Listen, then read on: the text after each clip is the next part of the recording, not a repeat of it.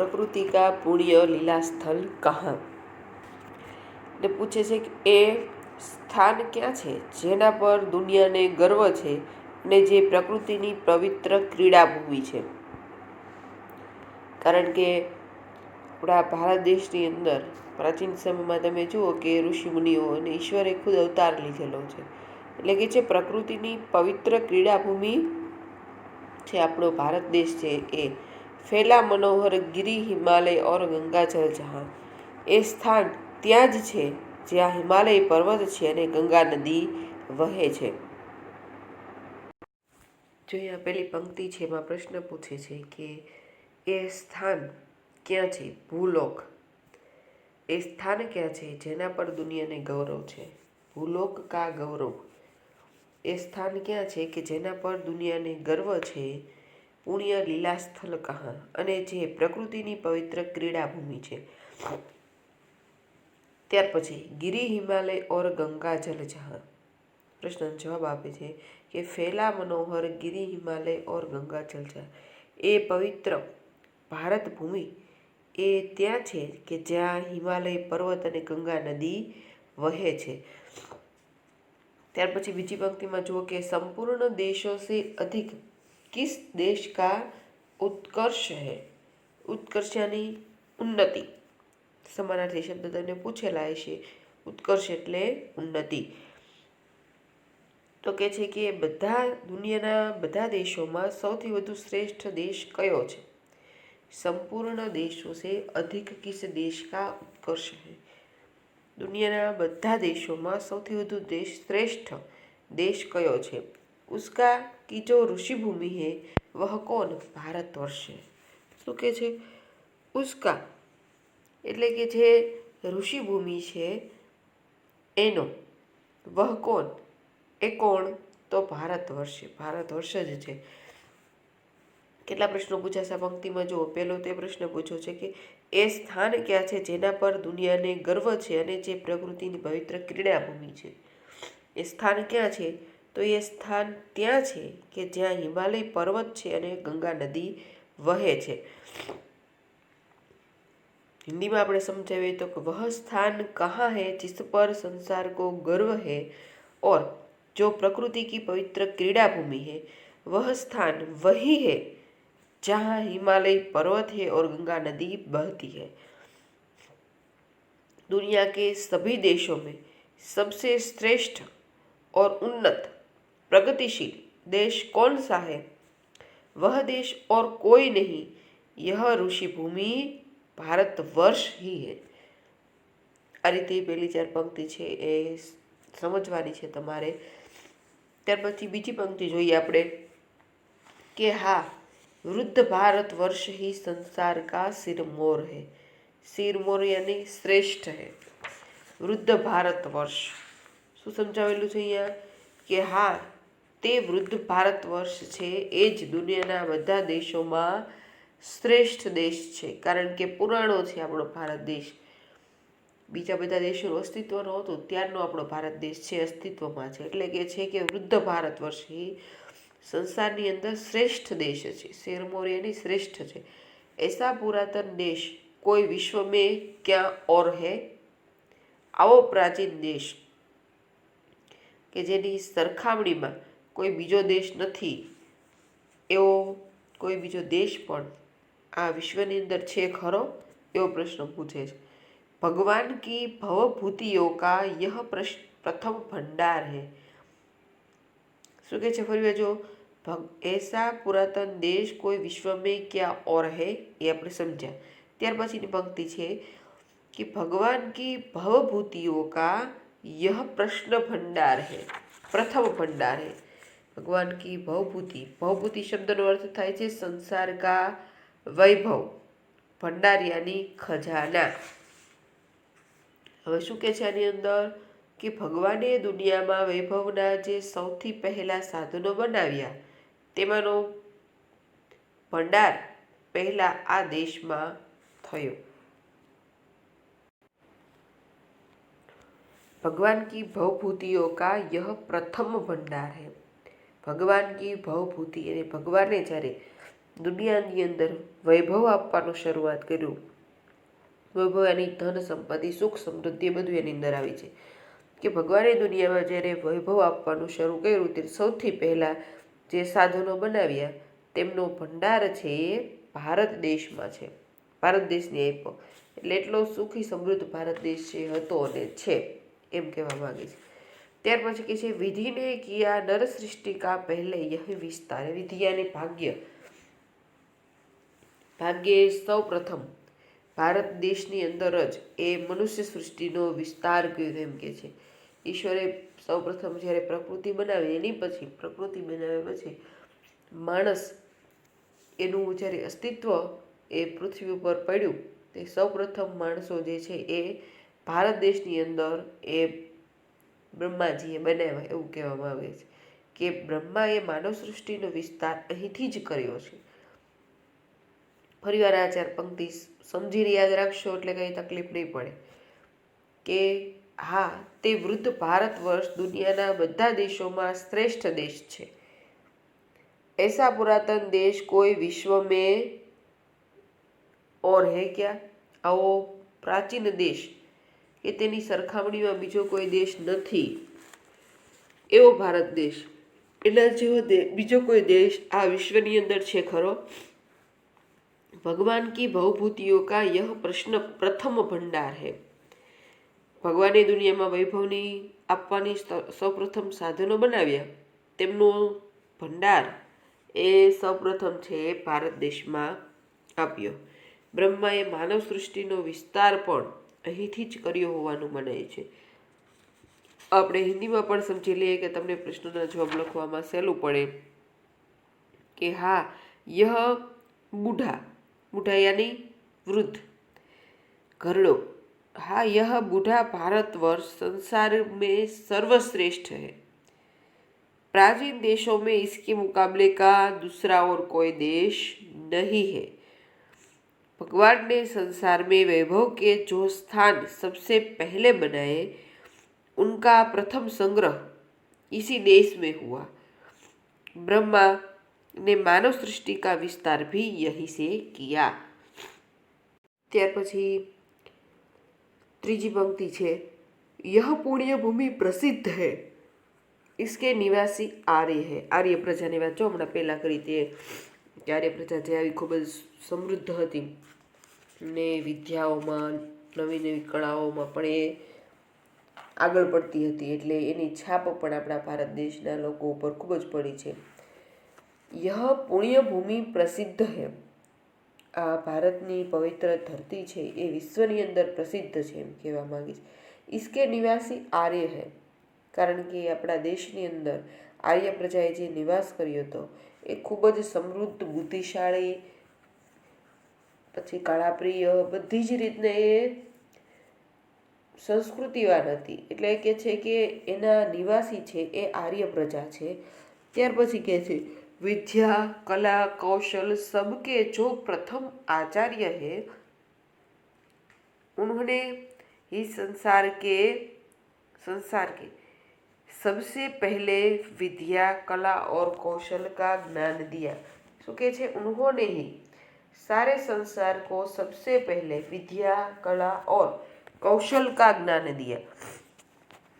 કે આર્ય પ્રજા જે છે એની પાસે જ એ અલગ અલગ પ્રકારની વિદ્યા હોય, પછી રાસાયણિક વિદ્યા હોય કે પછી ભાષાનું જ્ઞાન હોય, રાજનીતિક જ્ઞાન હોય, સામાજિક જ્ઞાન હોય, એટલે બધા પ્રકારનું જ્ઞાન છે એમની પાસે હતું. એટલે કે આર્ય પ્રજા જે છે એને જ સમગ્ર વિશ્વની અંદર એ બધા જ પ્રકારની વિદ્યાઓ, કળાઓ, પછી કૌશલ્ય એ બધું જ એમને છે એ સંસારને આપ્યું છે.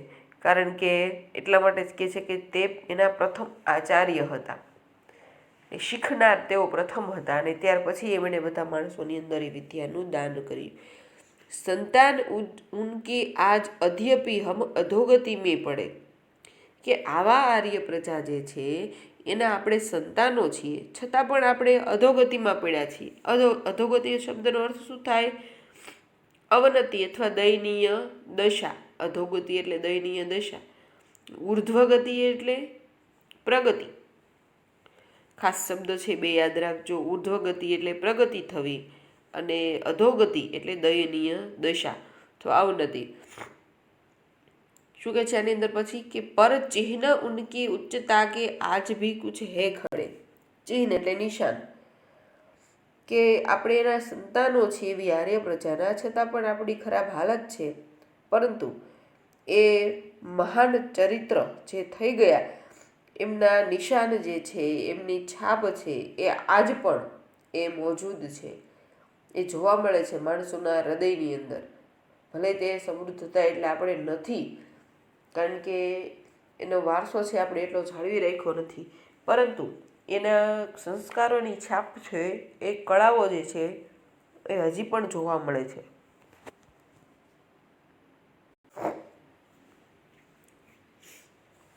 ફરીવાર આ 4 લાઈન છે, ફરીવાર સમજી લઈએ કે ભારત વર્ષની આ પવિત્ર ધરતી સમગ્ર વિશ્વમાં પ્રસિદ્ધ છે. આ દેશના નિવાસીઓ છે એ આર્ય છે.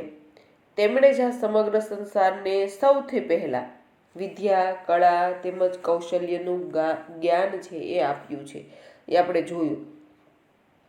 ત્યાર પછી કહે છે કે આર્યોના સંતાન આજે ખરાબ હાલતમાં છે, કે ઘણા બધા લોકો છે આજના સમયમાં પણ હજી ગરીબ છે.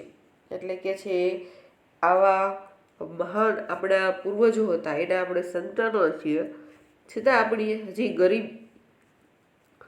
ગરીબી હાલતમાં છીએ, કે આપણે હજી ગરીબ છીએ, છતાં તેમના મહાન ચરિત્રોના નિશાન આજે પણ મોજૂદ છે. કે બંને પ્રકારના માણસો જોવા મળે છે અત્યારના સમયમાં, કે સાવ ગરીબ હોય એવા, અધોગતિ થઈ હોય એવા, અને ઘણા બધા ઉર્ધ્વગતિવાળા, કે તેને એનામાં જે સંસ્કારો છે જાળવી રાખ્યા હોય અને પ્રગતિ કરી હોય. એટલે બિઝનેસમેન હોય કે પછી કલાકારો હોય કે જે બધા છે તે, એટલે કે છે કે મહાન ચરિત્રોના નિશાન આજે પણ મોજૂદ છે, કે તેમના જે ગુણો હતા તે આજે પણ માણસોની અંદર જોવા મળે છે. ત્યાર પછી છેલ્લી 4 લીટી છે આપણે જોઈ લઈએ કે વે આર્ય હી થે જો કભી અપને લીએ જીતે ન થે. જીતે એટલે જીવવું, જે માત્ર પોતાને માટે જ જીવતા નહોતા. વે સ્વાર્થરત હોક મોહ કી મદિરા કભી પીતે ન થે. શું કે છે આની અંદર કે તે આર્યો જ એવા હતા કે અત્યાર સુધી ભારત દેશની અંદર ઘણી બધી પ્રજાઓ આવી, પરંતુ તેમાં એક આર્યો જેવા હતા જે પોતાના જીવનને પોતાનું એ ક્યારેય સમજતા હતા નહીં. એટલે માત્ર પોતાના વિકાસ માટે થઈ અને જીવતા નહીં, સ્વાર્થી નહોતા. તેમને કદી પોતાના લાભનો મોહ નહોતો.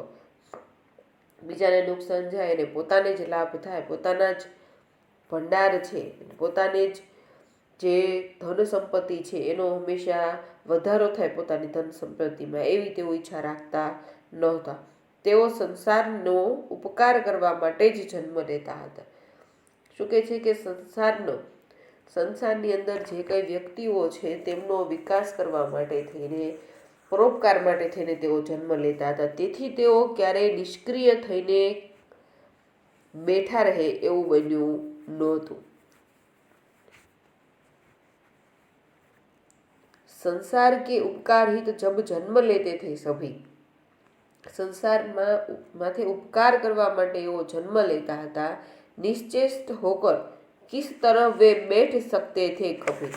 નિશ્ચેષ્ટ હોકર આ શબ્દ છે એનો અર્થ આપણે સમજીએ કે નિશ્ચેષ્ટ શબ્દ છે એનો અર્થ શું થાય? નિષ્ક્રિય, એટલે કે કંઈ પણ કામ નથી, સાવ નવરા ધૂપ બેસી રહેવું. નિશ્ચેષ્ટ એટલે નિષ્ક્રિય. નિશ્ચેષ્ટ હોકર કિસ તરહ વે બેઠ સકતે થે કભી, એટલે તેઓ કોઈ પણ દિવસ નિષ્ક્રિય થઈને બેસી શકતા નહોતા, કારણ કે એની પાસે ઉદ્દેશ્ય હતો. શું ઉદ્દેશ્ય હતો? કે આવડો મોટો આપણો સંસાર જે છે એની ઉપર પરોપકાર કરવો. હવે સંસારની અંદર તો બધા જ વર્ગના લોકો છે એ હોય, તો બધા જ માટે થઈ અને કંઈક ને કંઈક ઉપકારક વસ્તુઓ છે, કંઈક ને કંઈક કર્યા કરવું, એ ખરેખર એમના માટે એમનું મુખ્ય કાર્ય હતું. એટલે કે છે કે એઓ ક્યારેય નિષ્ક્રિય થઈને બેઠા હતા નહીં. ફરીવાર 4 લીટી સમજી લ્યો કે તે આર્યો જેવા હતા કે જે પોતાના જીવનને પોતાનું જીવન ક્યારે સમજતા નહોતા. આર્યો વિશેનો પ્રશ્ન તમારે સ્વાધ્યાયમાં છે જ. તેમને કદી પોતાના લાભનો મોહ નહોતો. તેઓ સંસારનો ઉપકાર કરવા માટે જ જન્મ લેતા હતા. તેથી તેઓ ક્યારેય નિષ્ક્રિય થઈને બેઠી રહેતા ન હતા. અથવા કેવી રીતના બેઠા રહે, જો આ રીતના આપણે આખું કાવ્ય છે જોયું. ફરીવાર એકવાર રિપીટ કરી લઈએ. ભૂલોક કા ગૌરવ, પહેલામાં તો પ્રશ્ન જ પૂછેલો છે, બરાબર, કે એ સ્થાન ક્યાં છે જેના પર દુનિયાને ગર્વ છે અને જે પ્રકૃતિની પવિત્ર ક્રીડાભૂમિ છે. એ સ્થાન ત્યાં જ છે કે જ્યાં હિમાલય પર્વત છે અને ગંગા નદી વહે છે. ત્યાર પછી કે છે સંપૂર્ણ દેશોથી અધિક, અધિક એટલે વધારે, દુનિયાના બધા દેશમાં સૌથી વધુ શ્રેષ્ઠ દેશ કયો છે? એ બીજો કોઈ નહીં પણ આપણી ઋષિભૂમિ ભારત વર્ષ જ છે. ત્યાર પછી બીજી પંક્તિમાં કહે છે હા વૃદ્ધ ભારત વર્ષ. હા, તે વૃદ્ધ ભારત વર્ષ દુનિયાના બધા દેશોમાં શ્રેષ્ઠ દેશ છે. પ્રાચીન દેશોમાં તેની સરખામણીનો બીજો કોઈ દેશ નથી. ભગવાને દુનિયામાં વૈભવની જે સૌથી પ્રથમ શરૂઆત કરી હતી, એટલે કે સાધનો બનાવ્યા હતા, તેમનો ભંડાર પહેલા આ દેશમાં થયો. તેમનો સંગ્રહ છે એ ભારત દેશની અંદર થયો. એટલે જુઓ તમે, ભારત દેશ છે આપણો, એને શું ગીત હતું?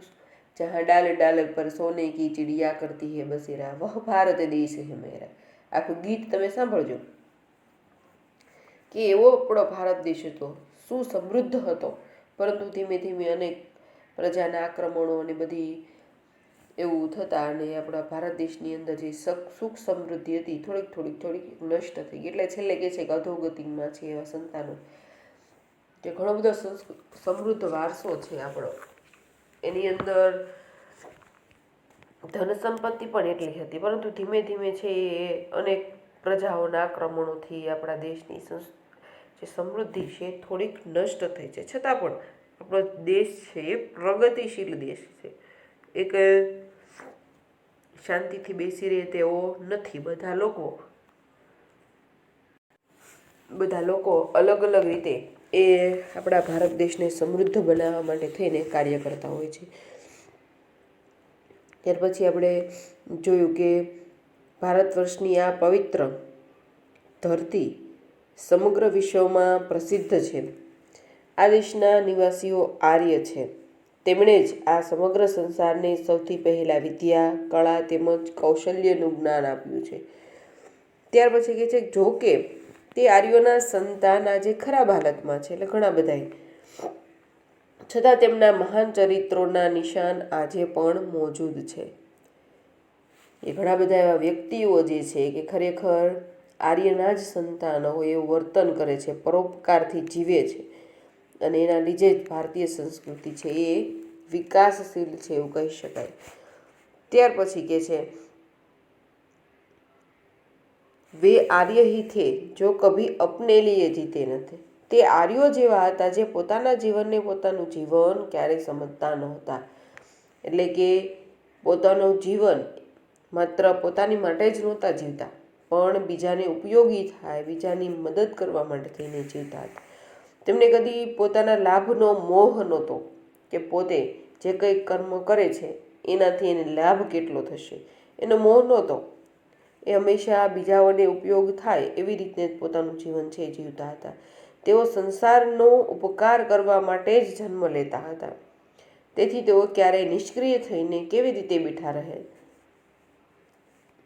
કારણ કે એને એવડું મોટું કાર્ય છે પાર પાડવાનું હોય તો વ્યક્તિ છે સામાન્ય એ જંપીને બેસી શકે નહીં.